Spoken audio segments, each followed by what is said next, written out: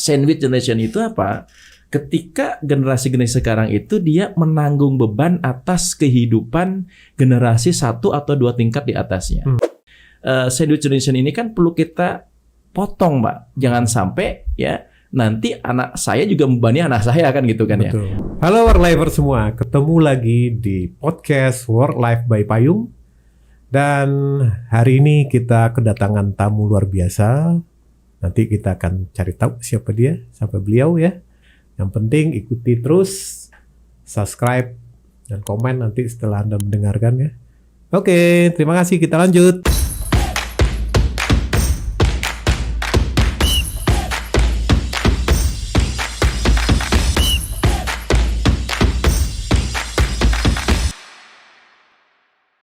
Assalamualaikum. Waalaikumsalam, Pak Fernanda. Alhamdulillah sehat ya Pak ya? Alhamdulillah baik sehat. Ya, tamu kita adalah Pak Kader Budiman, Worklifer semua. Beliau adalah Direktur dari DPLK Syariah Muamalat. Nah, udah tahu kan kita akan bahas apa? Hari ini kita akan bahas terkait dengan seputar dana pensiun. Oke, nah cuman kita akan tanya Pak Kader dulu nih ya. Mungkin ada yang sudah kenal, ada juga yang belum. Kita sapa dulu beliau ya. Pak Kadar kan dapat amanah nih. Jadi pimpinan di DPLK Syariah Muamalat. Betul. Nah, ini mungkin sebelumnya Worklifer pengen tahu nih Pak gitu. Bapak backgroundnya sebelum ke DPLK itu sebagai apa Pak sebelumnya? Apakah memang merintis karir di DPLK dana pensiun atau sebelumnya muter-muter di mana gitu sebagai profesional? Baik. Saya sapa dulu nih Worklifer semuanya. Jadi saya itu sebutnya backgroundnya lebih ke bankir, Pak. Jadi, bankir. Ya. Artinya saya bekerja waktu saya lebih banyak sebagai bekerja di perbankan. Memang saya dari awal itu ya sempat ya sebelum di Muhammad itu ada beberapa perbankan lah. Ya. Tapi saya mulai tahun 2000 itu saya ke Muamalat ya. Sampai sekarang tahun 2023 ini 23 tahun ya ada di Bank Muamalat. Setia ya Pak Setia. Dari Dan awal saya karir. muter-muter Pak. Jadi kalau awalnya itu saya pernah di Makassar, di Irian, ya Purwokerto, di Lampung, ya Padang, ya kemudian Palembang, ya sempat pegang cabang juga, pegang regional gitu kan. Terakhir juga saya di asset management. Nah, baru main selok di DPLK Syariah Muamalat. Kalau di Syariah DPLK ini sebagai penugasan sebetulnya. Tahun berapa mulainya Pak? Saya tahun 2022 kemarin Pak.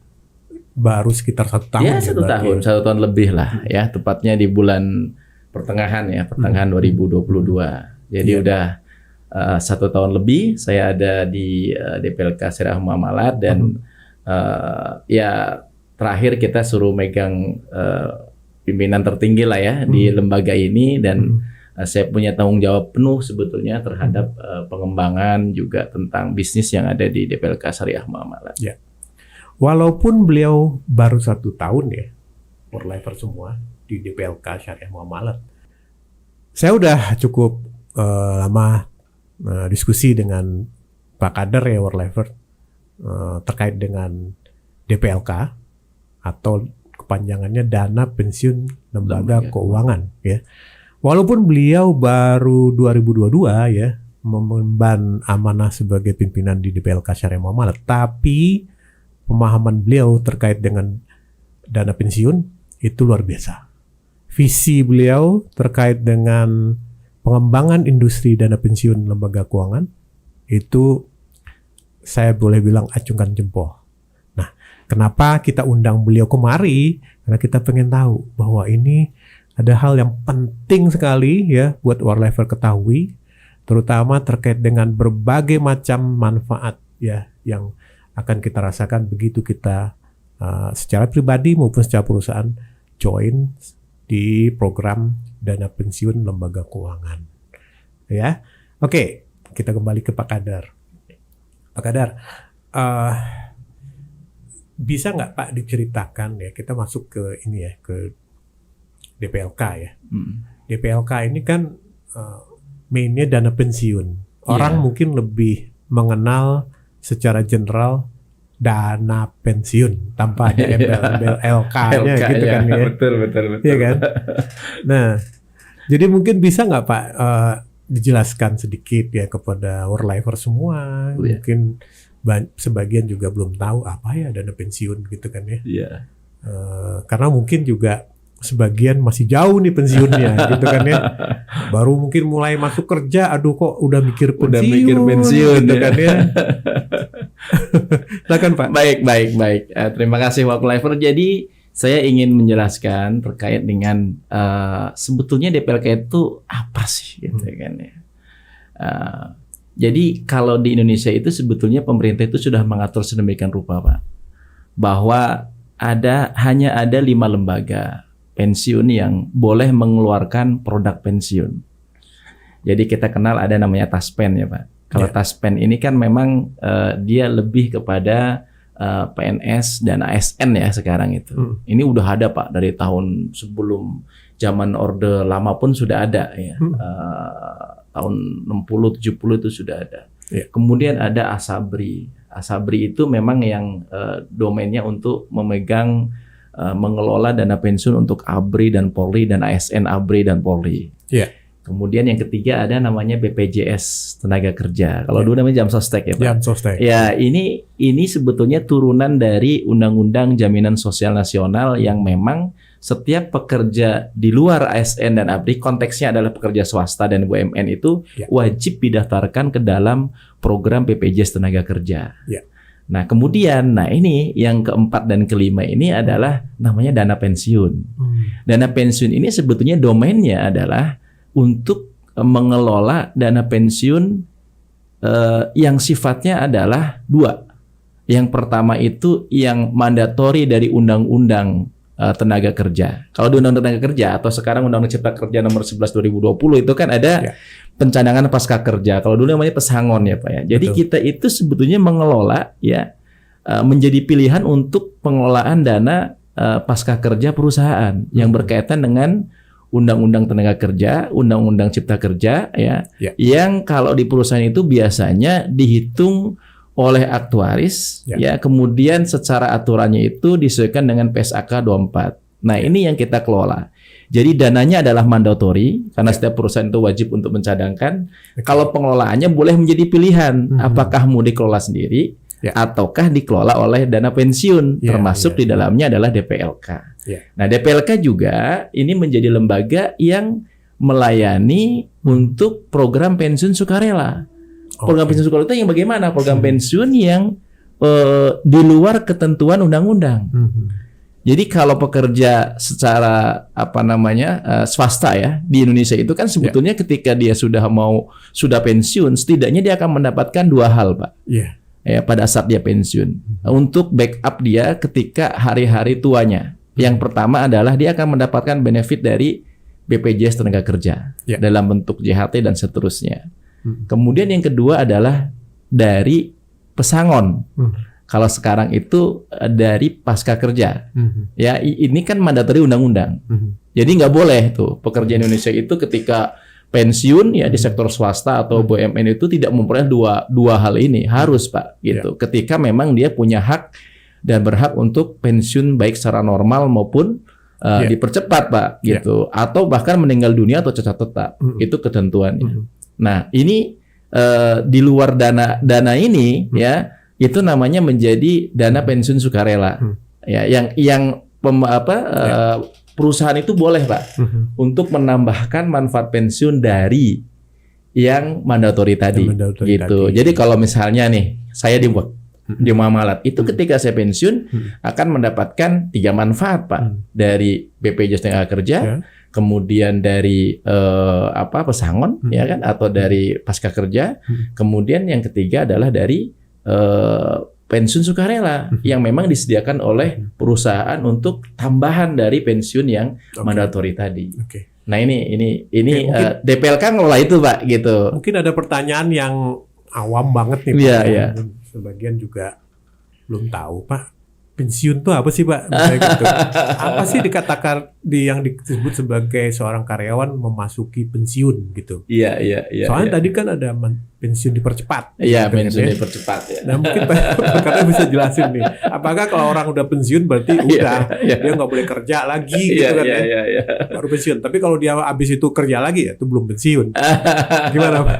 Jadi sederhananya itu pensiun itu purna kerja gitu. Artinya dia sudah keluar dari pekerjaannya. Keluar itu kan ada 4 kejadian sebetulnya Pak. Yeah. Yang pertama adalah dia usia pensiun normal. Artinya memang ketika bekerja di perusahaan, perusahaan sudah menentukan usia bekerja di sini maksimal hanya 55. Setelah itu you pensiun gitu kan ya. Ini adalah pensiun normal ya Pak. Ketika kita udah usia di 55 tahun, berarti kita sudah masuk usia pensiun normal. Nah, yang kedua itu ada pensiun dipercepat, Pak.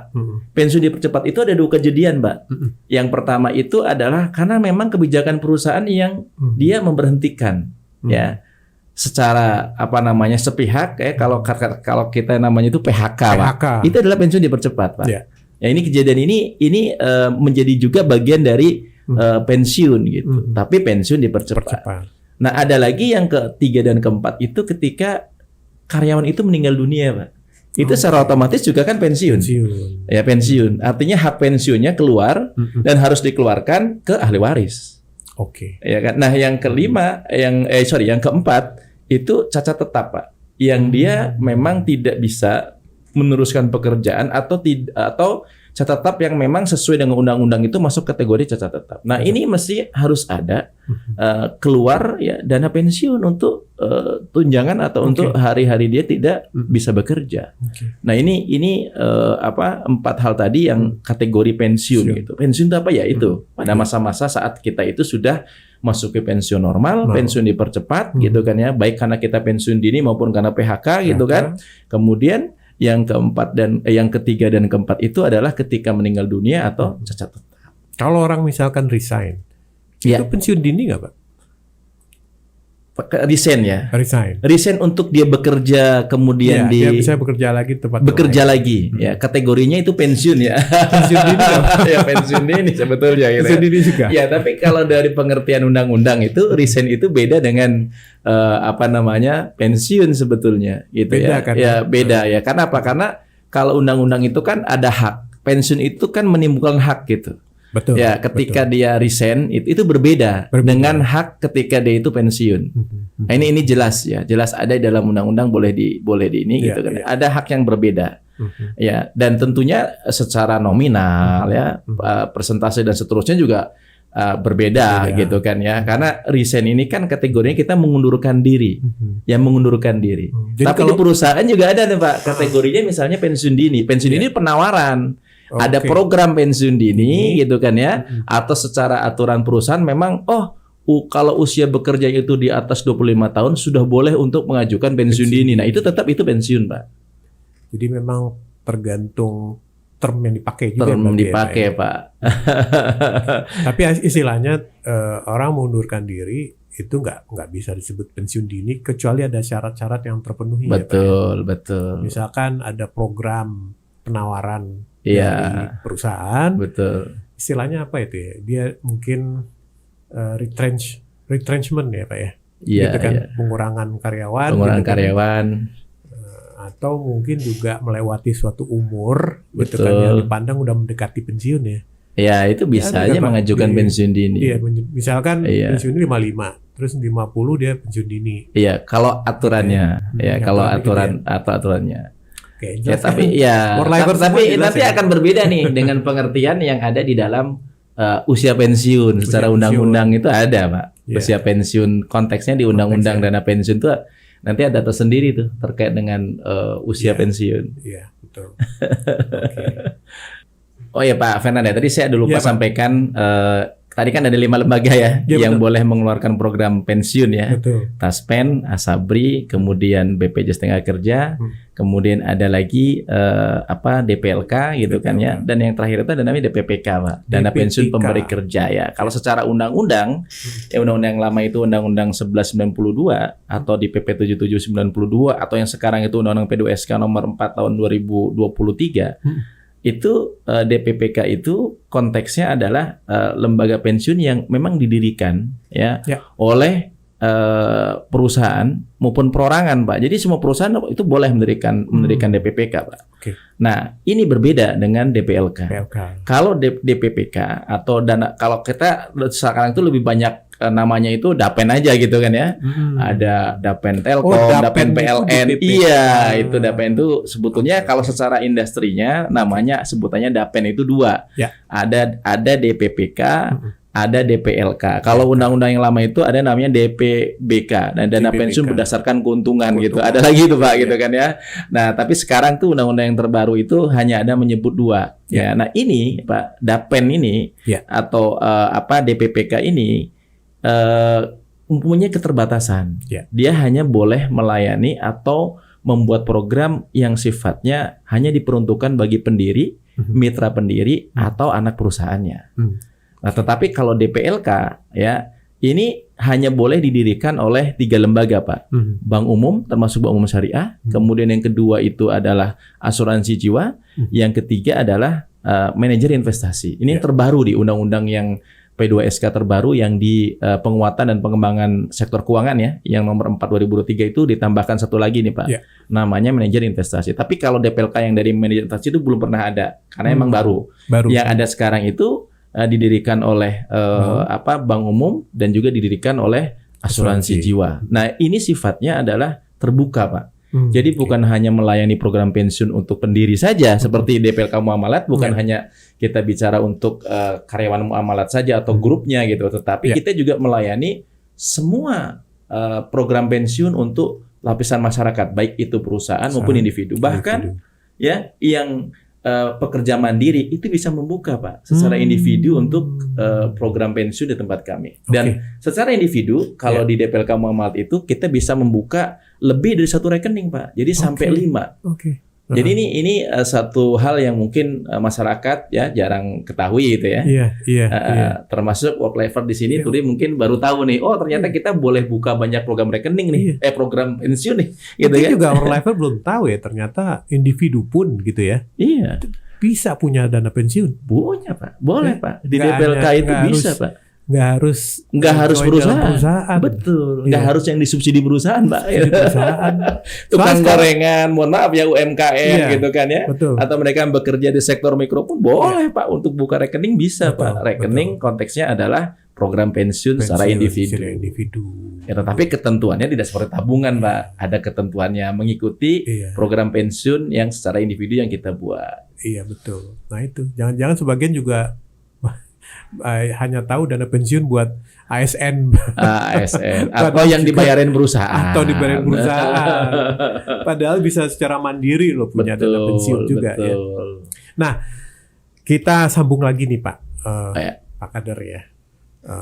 Zaman sekarang ini kan agak berbeda lah dengan zaman 10 atau 20 tahun yang lalu ya. Betul. Ya kan Pak ya. Sekarang itu perubahan cepat terjadi. Ya kan, teknologi lah, sosio budaya gitu kan, termasuk juga ekonomi gitu kan, sehingga perubahan-perubahan yang cepat ini membuat istilahnya tuh banyak ketidakpastian, ya kan. Kita susah untuk memprediksi bahkan tahun depan 2024 gimana gitu kan ya. Kalau saya dengerin gitu kan beberapa pengamat itu nggak ada yang bisa memastikan macam seperti apa 2024 gitu kan ya. Karena memang mungkin udah zamannya begitu Pak. Istilahnya yang pasti itu ketidakpastian. nah sekarang Pak, ketika kita bicara dana pensiun, apalagi dana pensiun juga ya sudah nggak ada masalah lagi ya. Istilahnya itu bahkan individu-individu yang mungkin bekerja mandiri gitu kan udah bisa mengakses dana pensiun. Nah sekarang bagaimana menurut Pak Kadar ya relevansi dana pensiun di era saat seperti sekarang ini? Ya baik Pak, Worklifer. Jadi kalau kita bicara tentang apa sih untuk masa depan ini, ketika kita bicara saat sekarang gitu kan, apakah dana pensiun itu menjadi sesuatu yang strategis gitu ya, sesuatu yang bisa kita andalkan gitu kan ya.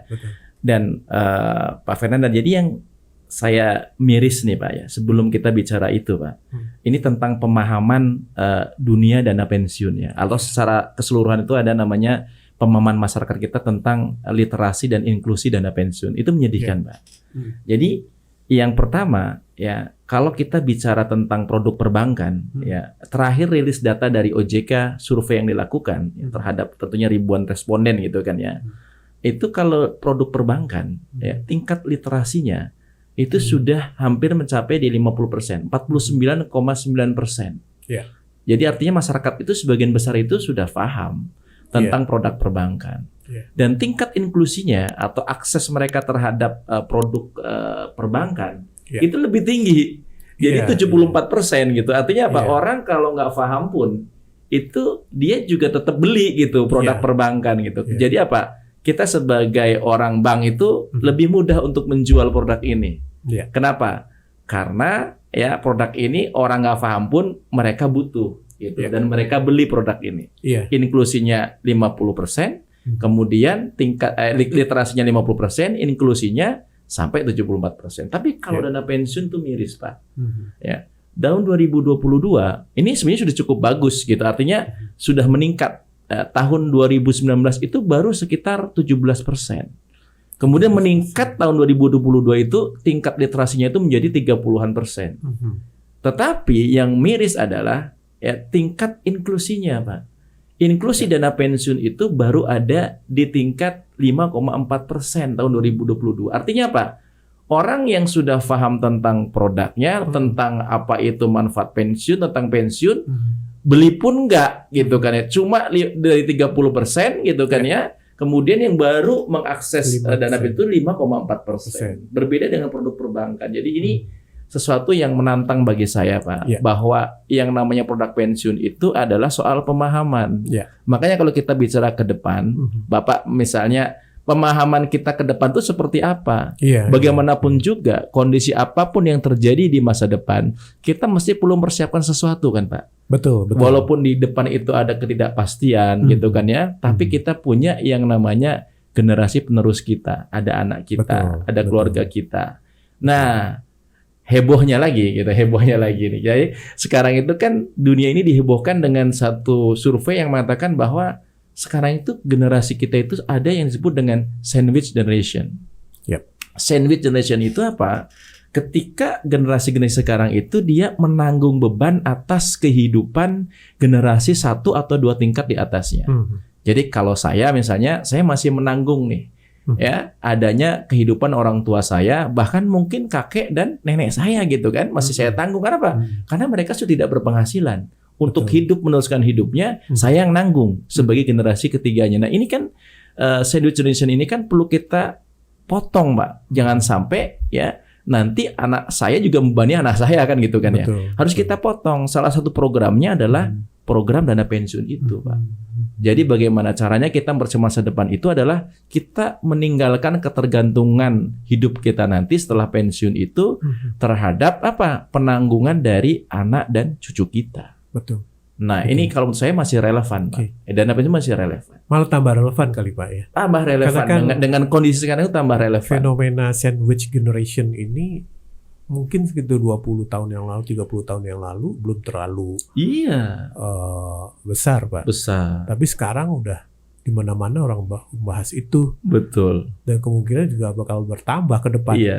Dan jadi perlu ada solusi, mungkin jadi pelaku itu juga. Bisa jadi. Jadi perlu sekitar kita banyak gitu. Perlu kan, ada apa ya namanya satu solusi kan untuk mengadres isu itu, dan dengan adanya program dana pensiun ketika sudah di-prepare oleh seseorang ya, baik secara mandiri maupun melalui perusahaan. Artinya itu mengurangi ya potensi dia menjadi beban masa datang buat keturunannya. Paling tidak ya. Iya, betul. Iya. Jadi gini, mungkin ada satu yang menarik kalau kita bicara di dunia dana pensiun ya, Pak.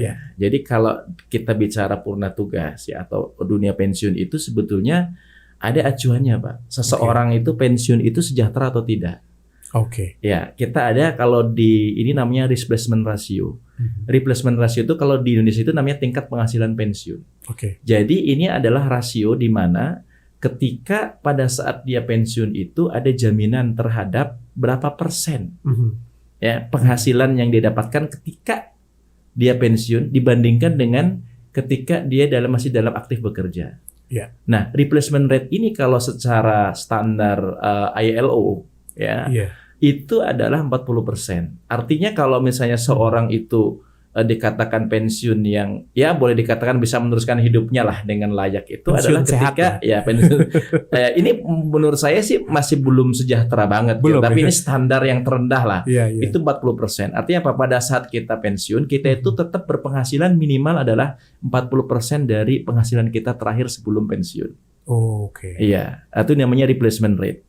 40%. Tetapi standar internasional yang dipakai untuk kesejahteraan pensiun itu, kalau di Indonesia itu ada asosiasi dana pensiun ya, itu ada di angka 70 sampai 80%. Jadi kalau mau hidup pensiun itu layak atau sejahtera itu setidaknya dia tetap berpenghasilan ketika pensiun itu antara 70 sampai 80% ketika ya dia pensiun dibandingkan dengan penghasilan dia terakhir itu. Nah ini yang harus dicapai pemerintah harusnya ini Pak, supaya sandwich generation itu tidak menjadi sesuatu yang kemudian terus berkembang. Bisa jadi bahkan ya mohon maaf nih, karena tingkat hidup masyarakat Indonesia mulai tinggi, bisa jadi bukan hanya hidup nanggung cucu, bisa jadi gitu kan ya, kita juga nanggung buyut kita gitu karena masih hidup gitu kan, bisa jadi Pak. Itu, dan ini adalah berat gitu. Dan ini nanti akan menjadi suatu fenomena sosial yang mesti akan menjadi beban pemerintah lagi, gitu. Ujung-ujungnya seperti itu. Ya. Jadi replacement itu. Nah, yang jadi permasalahan adalah apakah ya yang sekarang sudah dibuat program, gitu kan ya, itu sudah mandatori program ya dari Undang-Undang Tenaga Kerja maupun dari Undang-Undang Jaminan Sosial, apakah sudah mengcover terkait dengan standar replacement rate tadi? Ternyata belum. Kalau asosiasi berapa persen itu Pak? Ya, jadi kalau misalnya nih, kalau kita bisa bekerja di sektor swasta kan tadi, setidaknya ketika kita pensiun akan mendapatkan dua benefit ya Pak. Yang pertama adalah dari BPJS Tenaga Kerja, ada JHT dan seterusnya gitu kan ya. Kemudian yang kedua adalah kita akan mendapatkan pesangon atau pasca kerja sesuai dengan Undang-Undang Tenaga Kerja, ya atau Cipta Kerja yang sekarang. Nah dua ini kalau digabung Pak, itu hanya mengcover tidak lebih dari 30% replacement rate-nya seorang pensiunan di sektor swasta. Sementara tadi standar ILO-nya itu 40%, kalau standar sejahtera di Indonesia itu setidaknya adalah di 70 sampai 80%, masih jauh. Nah, yang 40 sampai 50% inilah yang seharusnya di-cover dengan program di luar program BPJS Tenaga Kerja dan di luar program jaminan dari Undang-Undang Tenaga Kerja. Nah ini lahirlah makanya namanya ada program pensiun sukarela. Nah ini yang DPLK salah satu adalah yang berada di industri untuk menggarap sektor ini Pak. Jadi kami berpacu juga dengan waktu supaya mempersiapkan generasi ke depan itu lebih baik. Kalau Pak Kadar lihat ya, sekarang kan fenomena itu udah terlanjur ada ya, sandwich generation. Berarti memang di zaman dahulu ya, itu ya senior kita kurang mempersiapkan itu berarti ya. Iya karena atau mungkin jadi kita itu memang sangat ketinggalan Pak. Sangat ketinggalan dari sisi perkembangan industri dana pensiun. Ya kita tidak lebih dari ya sekitar 1.000 triliun lah ya. Kalau kita bicara tentang dana pensiun di Indonesia, mulai dari yang tadi saya sebutkan tuh, gabungan dari Asabri, gabungan dari dana yang ada di Taspen, BPJS Tenaga Kerja, ditambah dengan dari dana pensiun, ya DPLK, DPPK, itu tidak lebih dari sekitar 1.000 triliun gitu. Nah ini kalau kita bandingkan dengan GDP kita itu belum seberapa gitu kan. Sementara kalau di luar negeri Pak, itu mereka itu sudah mencapai di angka di atas 100% dari GDP yang ada. Jadi intinya begini. Ketika seluruh masyarakat itu tidak bekerja sama sekali, gitu kan ya, itu dia akan tercover gitu kan ya dari dana pensiun gitu, mungkin bisa hidup 1 tahun gitu kan. Tapi kalau Indonesia sangat rendah, ya masih di bawah 15%. Jadi ini sesuatu yang mesti menjadi PR buat kita, gitu. Dan ini survei Pak, ini sesuai survei yang perlu kita cermati adalah dari 10 orang yang pensiun Pak, ya. 9 orang itu tidak siap untuk pensiun. Entah itu karena dia akan turun drastis penghasilannya, entah karena dia masih menanggung generasi di bawahnya yang mungkin masih kuliah, masih sekolah, atau karena memang dia merasa tidak siap dengan remunerasi atau tadi replacement rate yang akan dia dapat ketika dia sudah masuk ke usia pensiun. Itu ada 10 ya dari pensiun itu 9 itu nggak siap pensiun, Pak. Bayangkan. Gitu yang sudah merasa siap pensiun itu cuma satu orang. Satu orang. Iya. Itu survei ya Pak ya? Survei Pak dari Asosiasi Dana Pensiun ada di situ. Ini sering ya, boleh dicek ya di beberapa pembicaraan terkait dengan dari Asosiasi Dana Pensiun atau dari Perhimpunan DPLK itu semuanya mengerucut kepada angka itu gitu. Artinya apa? Ya memang kenyataannya di Indonesia itu sebagian besar orang nggak siap untuk pensiun gitu. Karena apa? Ya karena sangat kurang gitu kan ya. Replacement rate akan didapat ketika dia pensiun. Nah, bayangkan Pak, ada beberapa negara termasuk ada di Jepang ya. Kemudian ada di beberapa negara di Eropa ya. Itu di sana ya. Ketika masuk usia pensiun, justru penghasilannya itu ya mendekati penghasilan normal ketika dia masih bekerja, bahkan di atasnya, Pak. Karena apa? Karena investasi yang dihasilkan dari dana pensiun itu berkembang dengan baik ya. Kemudian juga pada masa dia bekerja, ini yang penting nih Pak. Pada masa dia bekerja, dia memang mengalokasikan sebagian dananya itu untuk apa? Untuk mempersiapkan pensiun. Kalau kita bicara BPJS Tenaga Kerja itu kan cuma 5,7%, Pak. Ya, kalau idealnya berapa sih untuk mempersiapkan dana pensiun? Ya setidaknya ya kalau di luar negeri itu sudah rata-rata sudah di atas 15 sampai di atas 20%. Itu dipersiapkan untuk menjadi uang pensiun. Ketika dia sudah tidak bekerja. Jadi ini work life balance. Jadi kalau kita lihat memang ada kesenjangan ya. Di negara kita memang yang harus kita persiapkan untuk apa? Selain pemahaman terhadap program pensiun untuk masa depan kita, nah kita juga memang secara regulasi gitu kan ya. Pemerintah sudah berusaha sebaik mungkin mempersiapkan ada BPJS Tenaga Kerja atau Undang-Undang Kerja, tetapi secara standar kesejahteraan yang ideal itu masih jauh Pak. Untuk itu bisa mengcover. Nah sehingga perlu dipersiapkan adanya program pensiun sukarela di luar ketentuan undang-undang dan ketentuan BPJS Tenaga Kerja tadi. Itu Pak Kadar, ini pasti ada pertanyaan nih di Worlifer ya. Mungkin yang pemahamannya dulu waktu orang tuanya, misalkan ada yang jadi pegawai negeri ya. Mereka mendapatkan dana pensiun itu setelah pensiun tiap bulan dapat sampai meninggal gitu kan ya. Nah, sekarang apakah dana pensiun, manfaat dana pensiun yang diterima oleh peserta dana pensiun itu seperti itu atau gimana Pak polanya sekarang? Mungkin bisa diceritakan cara kerjanya dana pensiun khususnya di PLK gitu. Baik, work-lifer. Jadi memang kalau di Indonesia itu ada 2 sistem ya yang diterapkan dalam perhitungan dana pensiun. Yang pertama adalah yang disebut dengan program pensiun manfaat pasti. Artinya yang tadi disebutkan Pak, ketika kita sudah dalam masa bekerja, kita sudah tahu akan dapat berapa ketika nanti kita pensiun.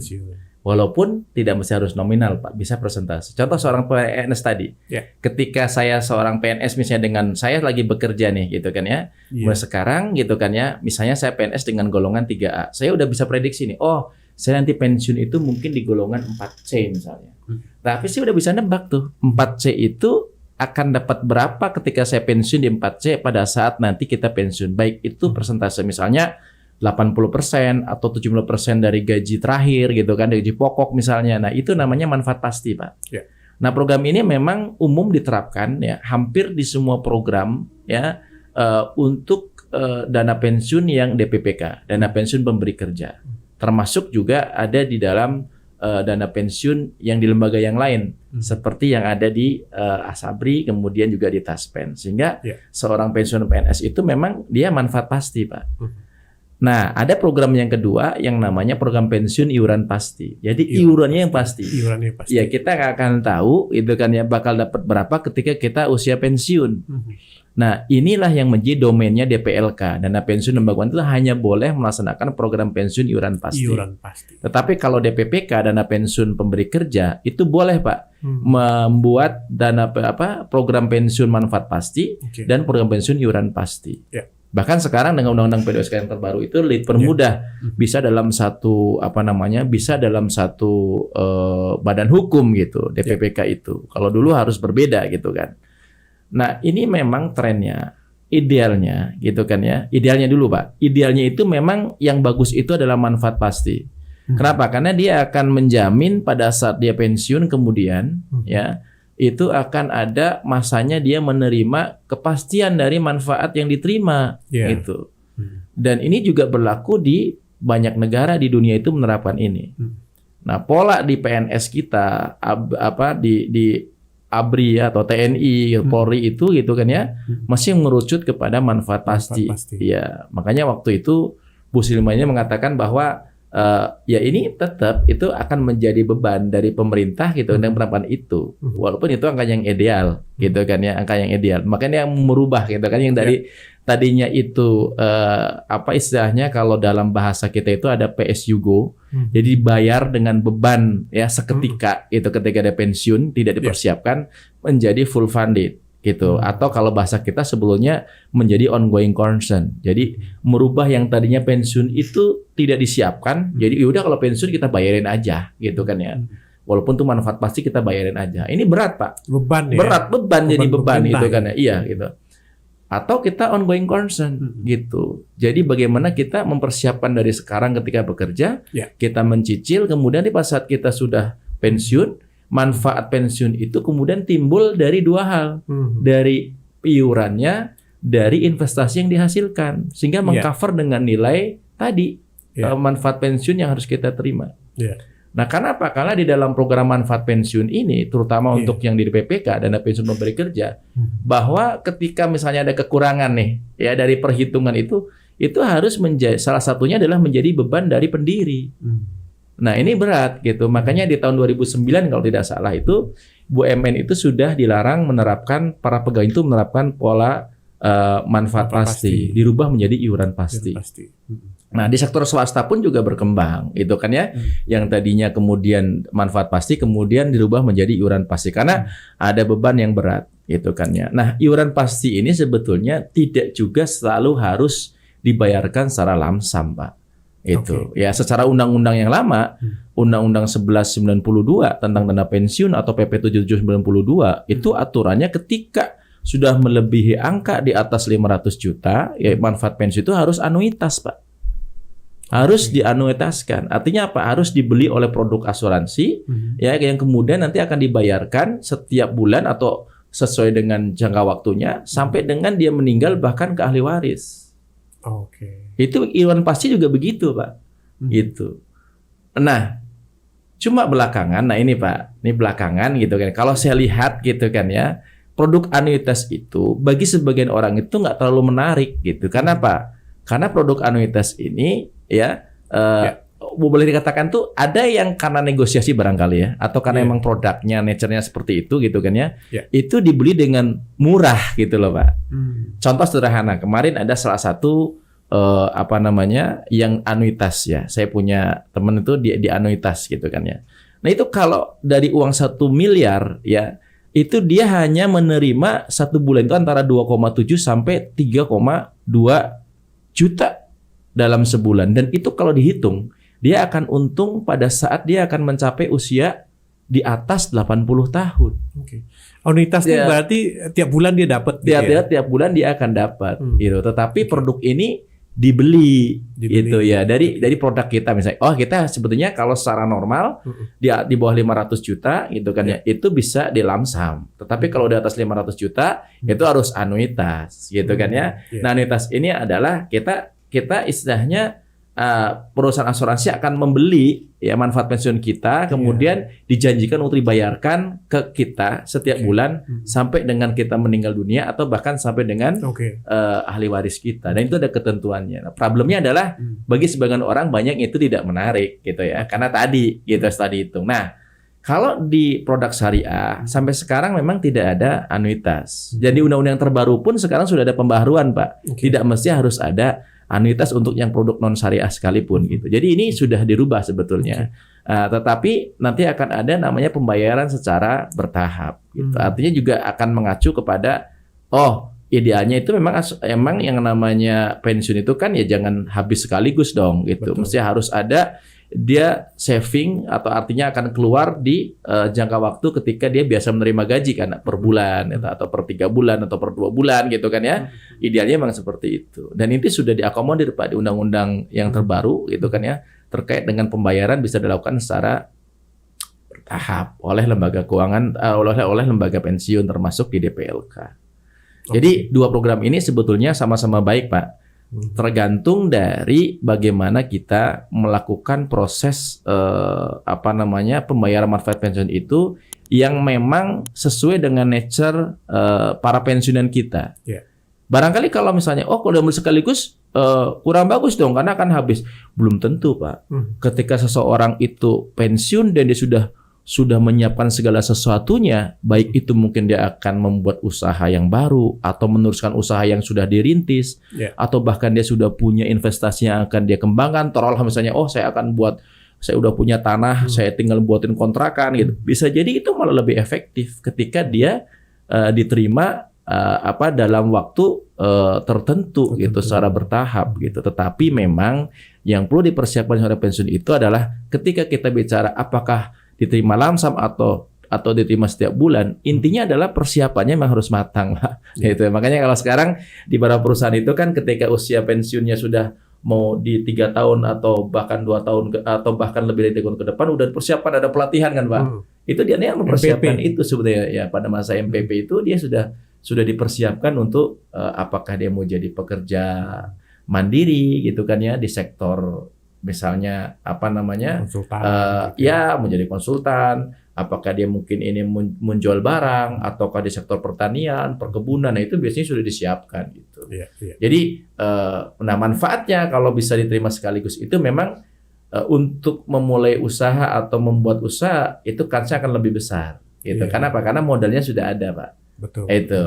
Nah, yang jadi problem ada lagi nih Pak. Kalau pekerja mandiri gimana Pak cara mempersiapkan pensiunnya? Ini kan problem gitu kan ya. Betul. Nah, pekerja mandiri itu sebetulnya terbagi dua kan Pak. Pekerja mandiri ini intinya kan ada yang memang dia usahanya sustain. Ya mohon maaf nih, misalnya kalau kita bicara UMKM gitu kan ya. Ada yang ketika si pemilik UMKM ini meninggal dunia nggak bisa terus gitu kan ya. Karena apa? Karena mungkin nggak bisa diteruskan generasi selanjutnya. Nah, ini mesti harus lebih besar Pak mempersiapkan pensiunnya untuk anak-anaknya. Kenapa? Karena ketika dia udah nggak bekerja atau meninggal dunia, nggak ada yang ngurusin usahanya. Berbeda kemudian ketika usaha itu sudah mulai dialihkan atau bisa berpindah dan tetap berjalan gitu. Mungkin akan berbeda ketika dia mempersiapkan pensiunnya. Bisa jadi pensiun dia adalah buka cabang yang lain kan Pak, gitu. Bukan hanya sekedar dana pensiun gitu kan. Untuk anaknya dibukin cabang aja gitu kan gitu. Nah, salah satu yang di problem juga di masyarakat adalah saat ini masyarakat itu kan kesulitan untuk bisa membeli rumah salah satunya. Iya. Ya, ini kan kadang-kala miris kita Pak ya. Di usia pensiun itu banyak sekali yang sudah usia pensiun dia tetap ngontrak Pak, gitu kan ya. Atau bahkan ya mohon maaf tadi sandwich generation Pak. Ketika usia pensiun dia masih numpang di rumah anaknya gitu. Yang mungkin kebetulan anaknya sudah bisa membeli rumah. Nah, kalau yang tidak, nah ini kan satu persiapan. Jadi persiapan pensiun bukan hanya bicara masalah penghasilan yang akan sustain di setiap bulan dia terima, ya, tetapi juga mempersiapkan apa? Kalau bahasa kita itu papannya, gitu kan, rumahnya, gitu kan ya. Itu juga bagian dari kita persiapan kita untuk memasuki usia pensiun. Bukan hanya dari sisi uang pensiunnya, tetapi juga bagaimana sih nanti kita udah punya rumah belum, gitu kan ya. Nah, saya pribadi Pak, ketika saya bicara tentang itu, saya agak ketakutan gitu. Kenapa? Harga rumah ini udah luar biasa loh Pak. Ya kan ya? Bisa jadi dengan gaji anak kita nih sekarang, misalnya taruhlah di atas 10 juta gitu kan ya Pak. Mungkin nggak bisa Pak beli rumah kayak di Jakarta ini Pak. Harus ke pinggir Pak Sono Pak gitu kan ya. Nah makanya kalau saya pribadi Pak, saya persiapkan gimana caranya. Saya mesti harus beli rumah atau kita nyicil rumah untuk anak kita berapa. Oh anak kita ada 3 gitu kan ya. Maka sebisa mungkin saya akan persiapkan 3 itu Pak. Ya dengan segala hal yang kita lakukan untuk lebih efisien gitu ya. Karena kalau gaji kita sebagian besar untuk beli rumah kan pasti habis juga gitu kan. Ya kita mesti ke pinggirnya rumah, beli 1, nanti udah lunas beli 2. Bisa jadi nanti akan yang ketiga nih Pak. Karena saya harus mempersiapkan salah satunya adalah rumah buat anak saya. Dan itu bukan pensiun buat saya, Pak. Pensiun buat anak saya, gitu kan ya. Artinya ini hasil dari jerih payah saya untuk kita persiapkan generasi ke depan itu bisa lebih baik. Jadi banyak sih Pak, wacana pensiun itu bukan hanya kita bicara diri sendiri, tetapi juga kita harus bicara generasi di bawah kita. Oke.